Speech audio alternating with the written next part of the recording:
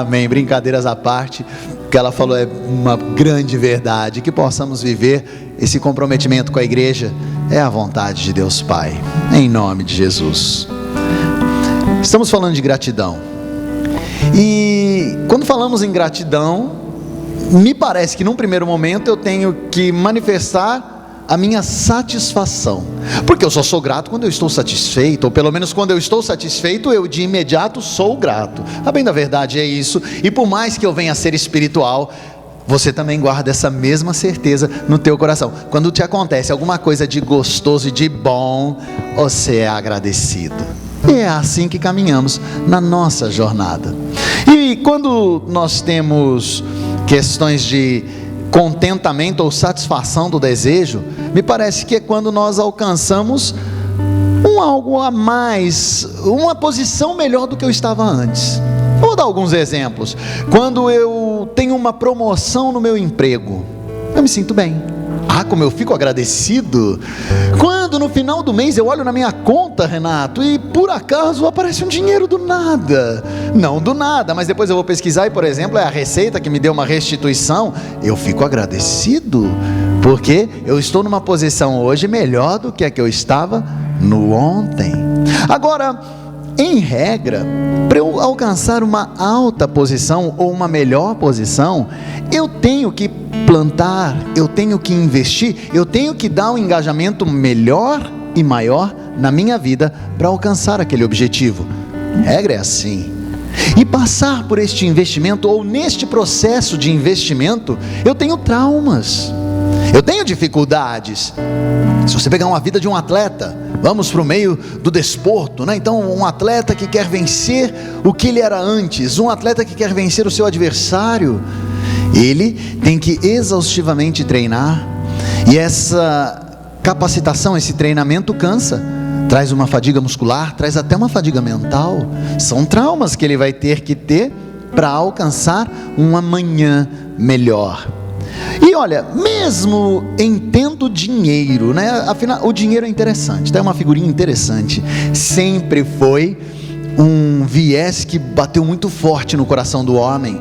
Se olhar a palavra de Deus, ele fala do dinheiro desde o começo, desde lá do Velho Testamento, se fala no dinheiro, porque ele sempre esteve envolvido.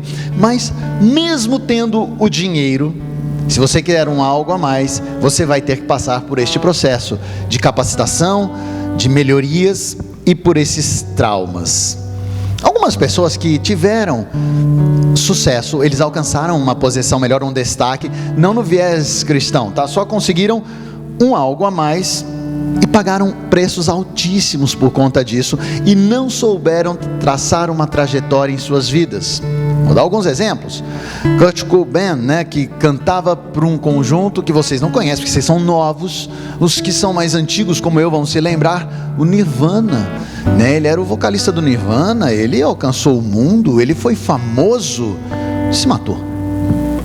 Enfim, uma vida traumática, e acabou morrendo em 94. Aqui, alguns se lembram de uma mulher maravilhosa, Marilyn Monroe, né? Então, um ícone de beleza, e ela empreendeu as suas atividades no meio artístico. Ela ganhou o mundo, mas também teve um fim traumático. Vindo mais para perto, Robin Williams, né? Aquele artista que fazia, e é até interessante, ele só fazia comédia, uns filmes legais. Até hoje eu ainda assisto os filmes daquele moço. Tirou sua própria vida. Enfim, pessoas que tiveram um crescimento, investiram, passaram por traumas, mas não conseguiram dar andamento normal em sua trajetória. Por conta desses traumas, acabaram por tirar a sua própria vida. Outras pessoas tiveram também um crescimento, mas traumas diferentes os abortaram do caminho, posso chamar assim. Por exemplo, John Kennedy, um cara que foi um extraordinário presidente. Até hoje, as falas, os gestos e as posturas dele são repetidos. E com um tiro, ele foi tirado do viés da sua trajetória planejada. Teve traumas. Moacir Franco, agora em 2019, sofreu um violento assalto, foi maltratado antes de tirarem o que ele tinha de dinheiro ali naquele momento. uma figura interessantíssima, um homem interessantíssimo, que não tirou sua própria vida, não foi um outro que tirou, mas também passou para o outro lado da eternidade, e para alguns antes do tempo. Enfim, Chadwick Aaron Boseman, o cara que fez o Pantera Negra, um cristão, que se dedicou incansavelmente para alcançar uma posição melhor no viés artístico, e ele foi extraordinário como ator, produtor, mas um câncer tirou ele daqui. Foi jovem embora. Enfim, traumas que essas pessoas tiveram e que sofreram, e que inegavelmente os levou daqui. Trazendo uma referência agora para a palavra de Deus, 2 homens passaram por situações traumáticas em suas trajetórias, um do Velho Testamento e um do Novo. O do Velho Testamento está lá no livro de Reis, um rei chamado Ezequias, um homem que veio de uma criação. Enquanto eu estava vindo aqui com o outro Renato, que aqui a gente vem sempre em dose dupla, né? Viemos em Renato em duplicidade. Nós falávamos da criação, que a criação não justifica os teus erros do agora, mas explica. E esse menino Ezequias teve uma criação maléfica. O pai dele, depois você pode acompanhar lá no 2º livro de Reis, Acás era um idólatra. Ele maltratava a palavra de Deus, ele maltratava o caminhar com justiça e retidão. Essa foi a criação de Ezequias. E olhando por um primeiro momento para essa criação, pelos traumas que ele sofreu, embora ele desejasse ter um amanhã melhor, tudo indicaria que ele seria também uma pessoa do mal, um viés torto. Mas não foi assim. Ele teve uma trajetória diferente. Ontem eu assisti a um filme que deve ser antigo, e ele é bom, só não me pergunte o nome, eu não lembro. Lembro sim, chama Alerta Vermelho. É com o The Rock, né? Aquele moço bonito, forte, né? Parece o Renato. E na trajetória ele falava, e ele se identificava como policial, mas depois nós descobrimos que ele não é um policial. E aí o rapaz com quem ele teve um relacionamento falou: poxa, mas você falou do seu pai, é tudo mentira? Ele falou: não, é tudo verdade. O meu pai sim era um bandido de marca maior, e eu quis ser melhor do que ele, por isso que me tornei esse bandidão. É mais ou menos isso. Mas enfim, a criação explicou o caminhar deste homem. Para Ezequias foi diferente. Ezequias foi um homem que caminhou, e muito bem, segundo a palavra de Deus. Se você pegar lá a partir do capítulo 20, você vai ver que mesmo assim, traumas vieram na vida de Ezequias. Eu vou ler rapidamente com vocês, se vocês quiserem acompanhar. Está no 2º livro de Reis, capítulo 20.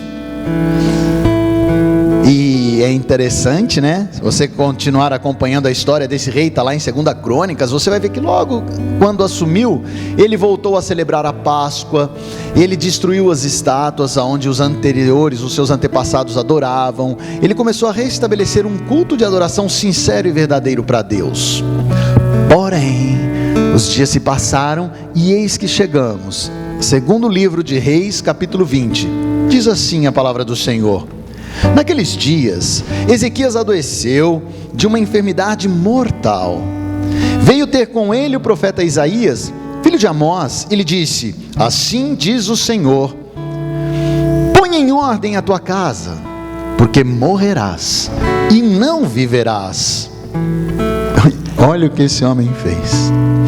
Então virou Ezequias o rosto para a parede e orou ao Senhor dizendo: lembra-te, Senhor, peço-te, de que andei diante de ti com fidelidade, com inteireza de coração, e fiz o que era reto aos teus olhos. E chorou muitíssimo. Amém.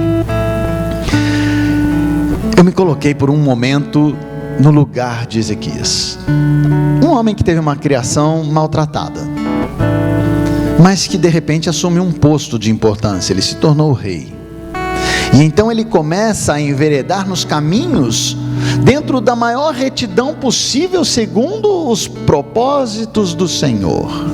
Ele limpa o templo, ele restaura o templo, ele derruba as estátuas de adoração, ele volta a celebrar a Páscoa, ele volta a ter intimidade com Deus.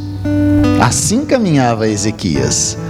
E de repente ele recebe um profeta de Deus que traz um recado curto e grosso: ponha em ordem a tua casa, porque não viverás, pelo contrário, morrerás.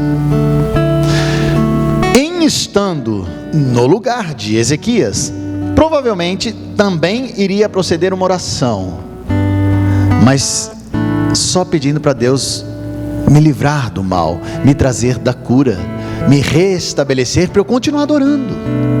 E ainda justificaria a minha oração: Senhor, estou recuperando o teu tempo, estou te adorando verdadeiramente, ainda tenho muitos planos e muito por fazer, restaura a minha vida. Seria essa a minha oração. Qual foi a oração de Ezequias? Senhor, só te peço uma coisa, só uma: não te esqueças de como andei, do quão reto perante o Senhor eu fui. E virando o seu rosto para a parede, chorou, porque no coração daquele homem pulsava a vida. Ele desejava viver, ele tinha o anseio da vida, ele tinha planos para amanhã. Mas em tudo, ele se prostrou e se entregou.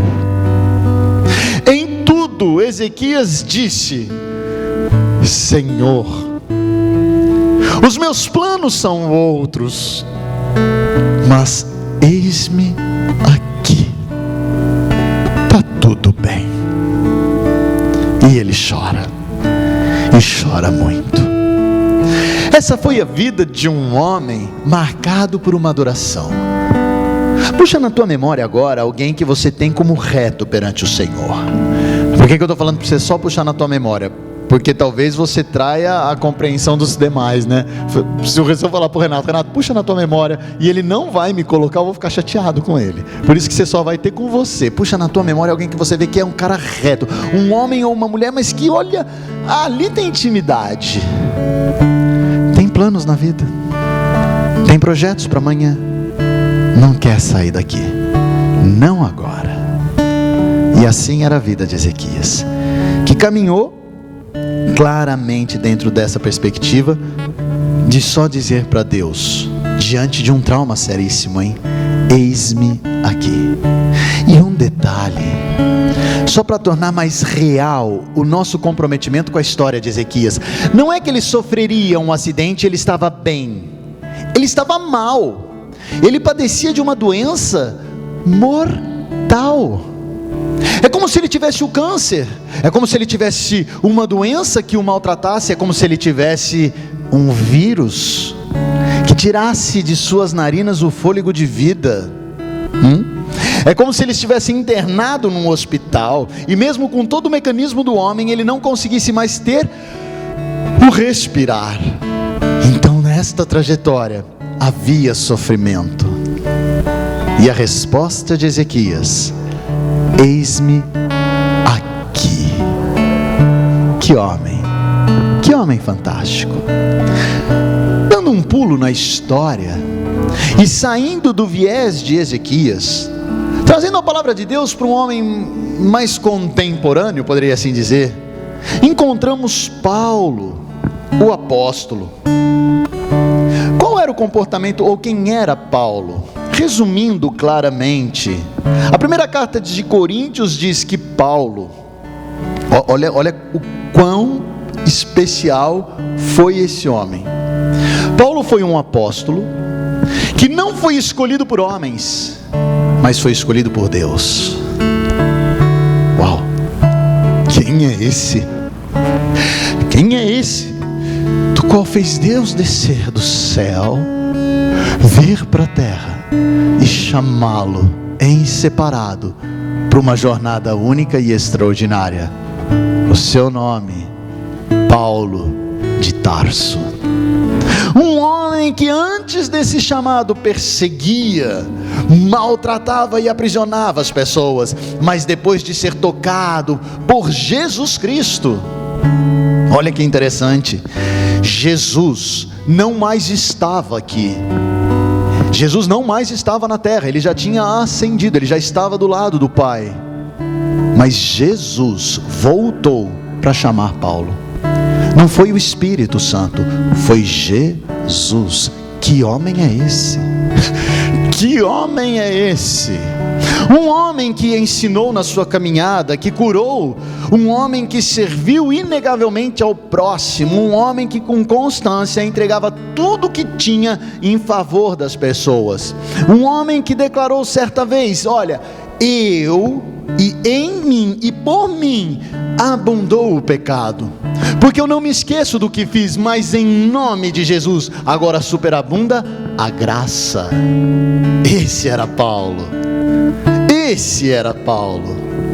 Qual é a perspectiva que me leva a crer na vida de Paulo?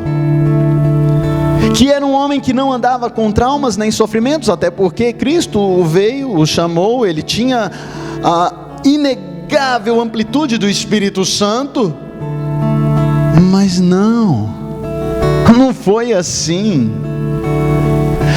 Semana passada, eu não me lembro quando, falava sobre a trajetória de Paulo em suas viagens, que estão descritas no livro de Atos. Depois você dá uma olhadinha, dá uma olhada no Insta, né? Tava olhando o Insta do Renato agora, a gente estava tentando mexer no Insta dele, depois dá uma olhada lá. Se foi bobagem, fui eu que fiz, perdoa o Renato. Mas depois dá uma olhadinha no Insta de Paulo de Tarso. Aí você vai falar, mas sério que ele tinha Insta? Não tinha, é uma referência. Dá uma olhada em Atos, lá tem os melhores momentos, os momentos mais marcantes de Paulo, das viagens que ele fez. É interessante, quando nós viajamos, nós batemos uma foto, né? A minha foto é só de casa e igreja ultimamente, não vou para lugar nenhum, mas a gente bate foto, né? Naqueles lugares legais, naquelas companhias gostosas. Paulo fez isso em Atos, dá uma olhada lá. As viagens de Paulo foram marcadas por perseguição, por pedradas, por agressões de tal forma que pensavam que ele tinha morrido. A ira das pessoas era tão feroz contra aquele homem que ele tinha que sair fugido das cidades. E aí, mas Paulo fez um cruzeiro maravilhoso. Não, só que não, né? Paulo foi levado num navio como prisioneiro, e por quanto estava lá naquela embarcação, as fortes tempestades fizeram naufragar. Mas não, ele não morreu afogado não, porque Deus era com ele, sobreviveu para cair numa ilha e ser picado pela cobra. Misericórdia. E aí, vida que segue, para Roma, prisioneiro, processado, condenado. Assim foi a vida de Paulo. Mas quando ele estava perto da sua passagem, da elevação de nível, quando ele estava perto do cumprimento de sua sentença, ele traz uma frase que me mostra mais ainda quem é Paulo e por que Jesus veio para buscá-lo. Eu completei a minha carreira. Agora, Pai, eu guardo a minha fé, porque sei para onde sigo, para a coroa que me está prometida. Paulo não se cansava de adorar a Deus, mesmo diante dos maiores traumas, mesmo diante das maiores frustrações. Pastor Leandro levava desses dias uma passagem sobre Paulo, e ele mensurava que Paulo sofria tanto, que ele tinha dores parecidas com a dor de parto, por conta das pessoas que não aceitavam a salvação. Tamanho era o amor que ele tinha, mas ele não parava, e se alegrava no Senhor em cada etapa vencida. Essa era a vida de Paulo. E a de Ezequias, porque nós paramos num momento traumático, né? Ele com o rosto virado para a parede e chorando muito, só pedia para Deus se lembrar dele. Continuar a história de Ezequias, e depois você pode continuar lendo no capítulo 20. O Senhor ouviu o clamor de Ezequias, o choro daquele homem, e o profeta já estava longe, O profeta já estava longe, Isaías já tinha saído praticamente da cidade. Eis que Deus vem e fala: Isaías, volta lá, fala de novo com Ezequias, porque eu ouvi o clamor daquele homem, e eis que trago cura, e trarei para aquele homem mais 15 anos de vida. Avisa ele lá.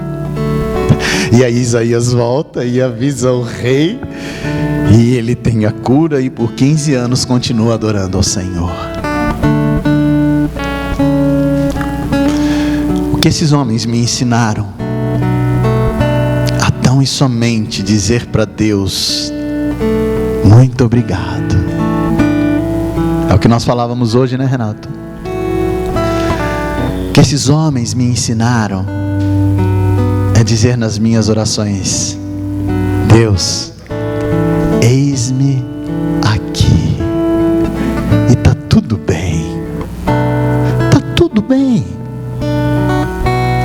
porque eu quero caminhar continuamente com este provedor da vida, porque eu quero continuar caminhando com aquele que mesmo diante do meu choro me traz a certeza de um amanhã melhor, porque eu quero caminhar com aquele que mesmo vendo o mundo me maltratar, ele me coloca no colo e docemente me diz: filho, tá tudo bem, tô contigo. Jesus, antes de sua ascensão, disse que estaria conosco todos os dias até a consumação do século. Ô Renato, obrigado. Fazia tempo que eu não chorava diante de uma pregação.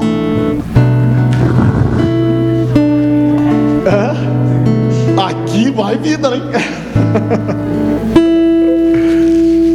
Mas saibam que esse choro é de agradecimento,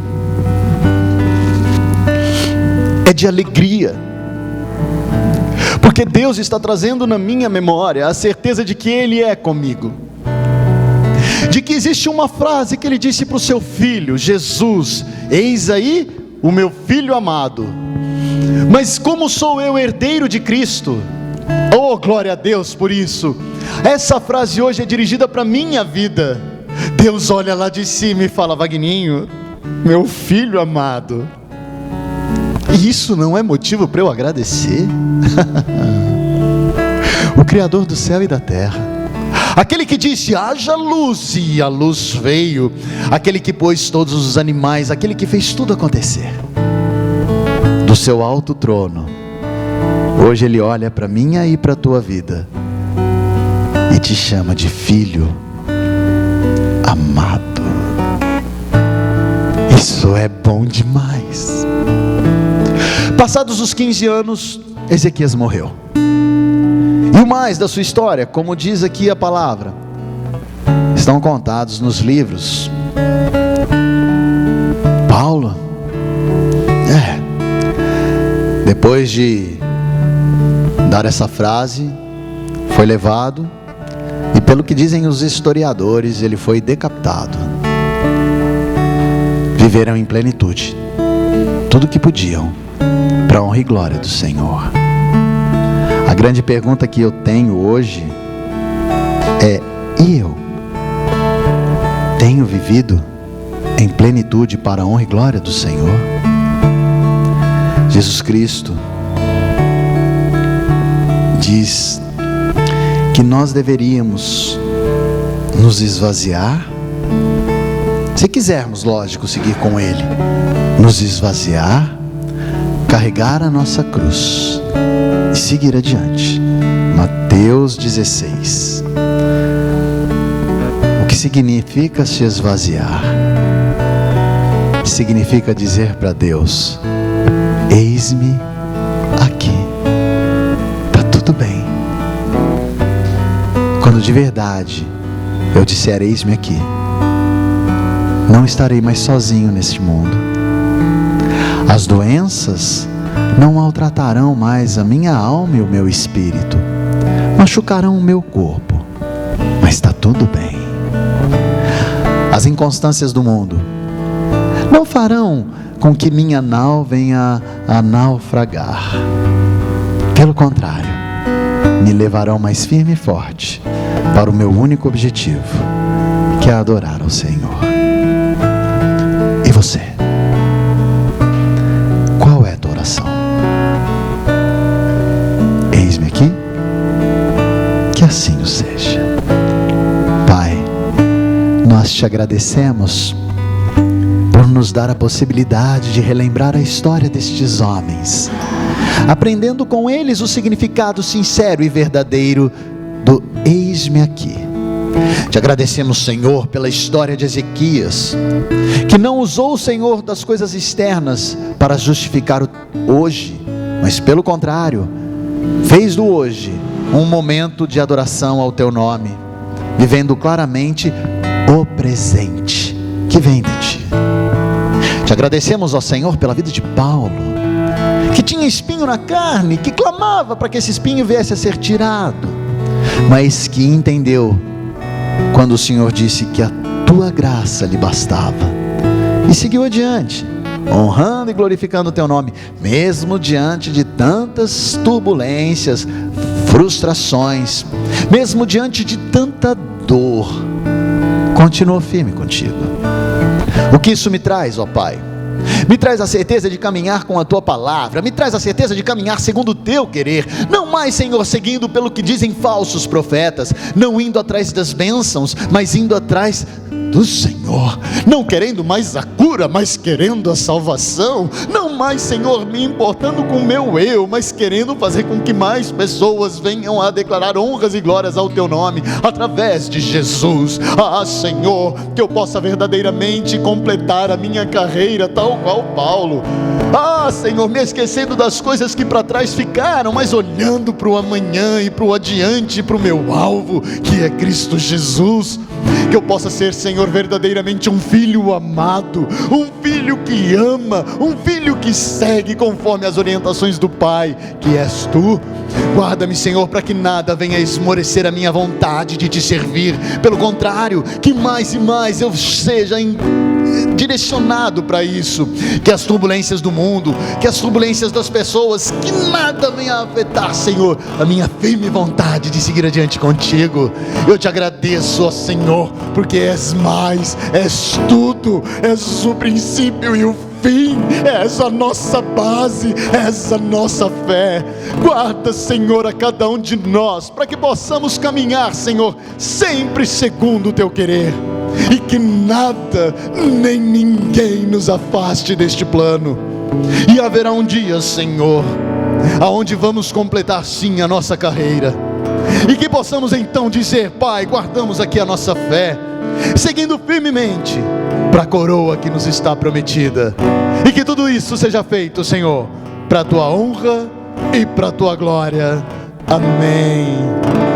Meu irmão, que vocês tenham uma semana de redobrada bênção, que vocês tenham uma semana de intimidade com o Criador, que vocês não se esqueçam de quem Ele é e o que Ele faz através da tua vida, que você caminhe firmemente com passos de fé, e que as doces consolações do Espírito Santo, que o amor de Deus Pai e que o completo viver de Cristo venha a ser na tua e na minha vida, hoje e para todos sempre. Amém.